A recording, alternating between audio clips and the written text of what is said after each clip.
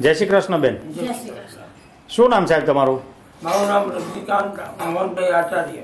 રજનીકાંત મોહનભાઈ આચાર્ય. રહેવાનું ક્યાં આપણે બેન? ન્યુ કામદારનગર, બંગલા નંબર 65, રાજેન્દ્ર પાર્ક, વડવ, અમદાવાદમાં રહો છો? હા.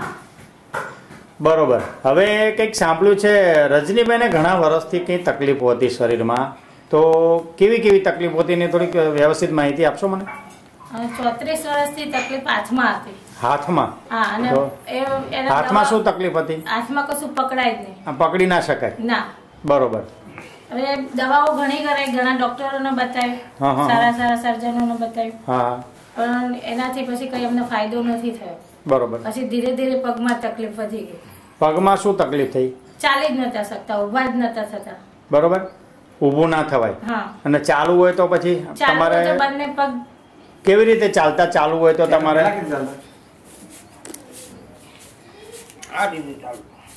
આવી રીતે તમે ચાલતા? બરોબર. કઈ નહીં, બેસી જાઓ, બેસી જાઓ. અને હવે ચાલુ હોય તો કેવી રીતે ચાલો છો? હવે ચાલુ હોય તો ચાલો જોઈ. પડીને ચાલી શકે છે. હા હા હા, બસ બસ બસ બસ બસ બસ બસ, આવી જાઓ. પહેલા આવી રીતે તમે ચાલી નહોતા શકતા? પહેલા જે તમે બતાવ્યું એવી રીતે ચાલતા હતા, આમ ઘસડાતા. અને હવે વ્યવસ્થિત ચાલી શકો છો. અચ્છા, ડોક્ટરોની દવાથી સારું થયું કે આ બીજી કોઈ વસ્તુથી સારું થયું? નેચરમોર પાવડર થી સારું થયું. અચ્છા, આ નેચરમોર પાવડર તમને કોને બતાવ્યો? નવીનભાઈ. નવીનભાઈ પ્રજાપતિ.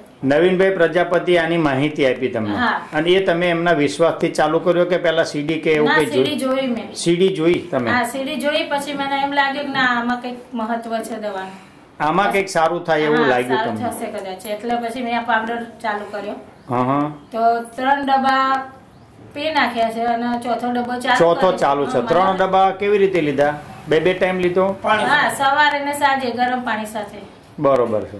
આ ચોથો ડબ્બો અત્યારે ચાલુ છે. ચોથો ડબ્બો. હવે આજે અત્યારે ઉભા થઈને રજનીભાઈ ચાલે છે, કેટલા ડબ્બાથી એમને સારું થવાની અસર થઈ? 3 ડબ્બા. 3 ડબ્બા પીધા પછી આ રિકવરી થઈ. તો એ પેલા આવું નતું થતું? ના. નવડાવા ધોવડાવાના હોય તો તમે કામ કરતા બધું એ કઈ કરી ના શકે, કોઈ વસ્તુ પકડી નતા શકતા. અત્યારે રજનીભાઈ તમે કઈ પકડી શકો ખરા? આ માથેથી પકડી શકો છો કોઈ વસ્તુ? ડાબા હાથથી પકડાય, જમણા હાથથી હજુ કોઈ પકડાતું નથી. અચ્છા, પેલા ડાબાથી પકડી શકતા હતા કે ડાબાથી પણ નતા?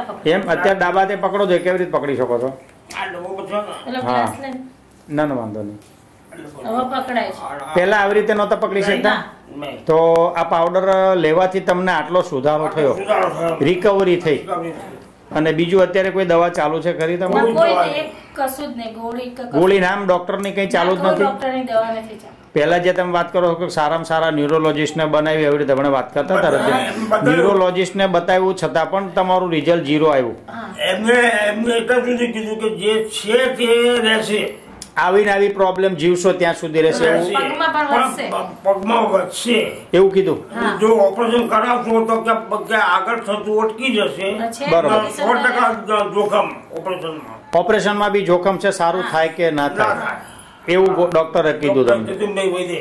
પછી તમે વિચાર શું કર્યો? પછી ના પાડી દીધી મેં. કોઈ જોખમ હોય તો જોખમ કોઈ કામ નહીં. બરોબર. અને આ પાવડર લેવાનો ચાલુ કર્યો. હવે એવું લાગે છે ખરું કે ઓપરેશન કરાવવું પડશે? નહીં ને? બિલકુલ નહીં સર. અત્યારે આમ પાવડર થી એમ તમને ઘણી બધી રાહત છે? સારી છે ને?